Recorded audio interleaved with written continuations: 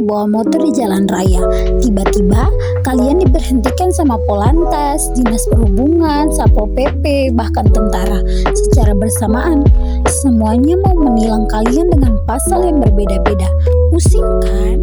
Nah, percaya atau tidak, kejadian absurd kayak begini beneran terjadi setiap hari di laut kita, Indonesia, negara kepulauan terbesar di dunia.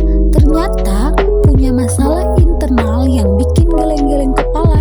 Aparat kita di laut sering banget rebutan kewenangan.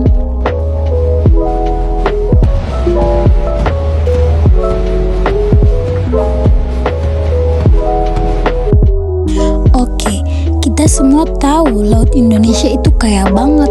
Tapi saking kayanya, penjaganya juga rame banget. Di laut kita ada istilah yang namanya satu tugas banyak petugas.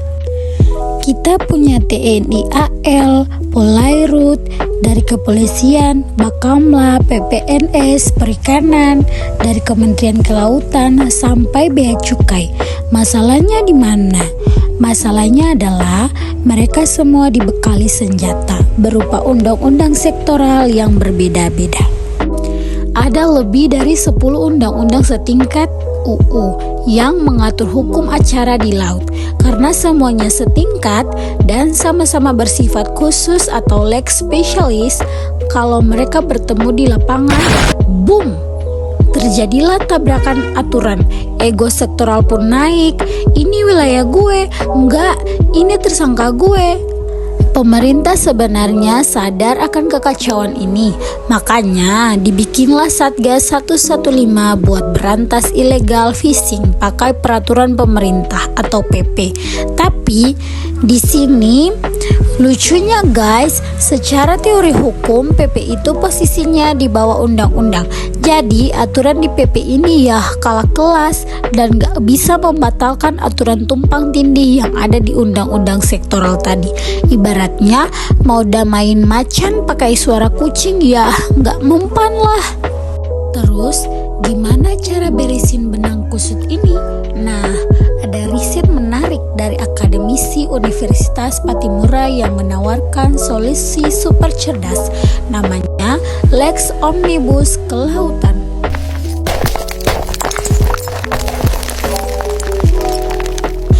Konsepnya simple, tapi revolusioner.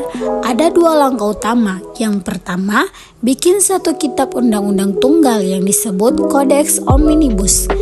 Kita lebur tuh semua aturan hukum laut yang berantakan, dari hukum pidana, perdata, administrasi, sampai hukum laut internasional ke dalam satu undang-undang Omnibus Law khusus kelautan. Jadi nanti semua aparat cuman punya satu buku paduan yang sama. Gak ada lagi yang bisa bikin aturan sendiri-sendiri. Yang kedua, reset mindset para aparat. Dari yang dulunya kompetisi rebutan wilayah diubah jadi paradigma kolaborasi. Nggak boleh ada lagi ego instansi.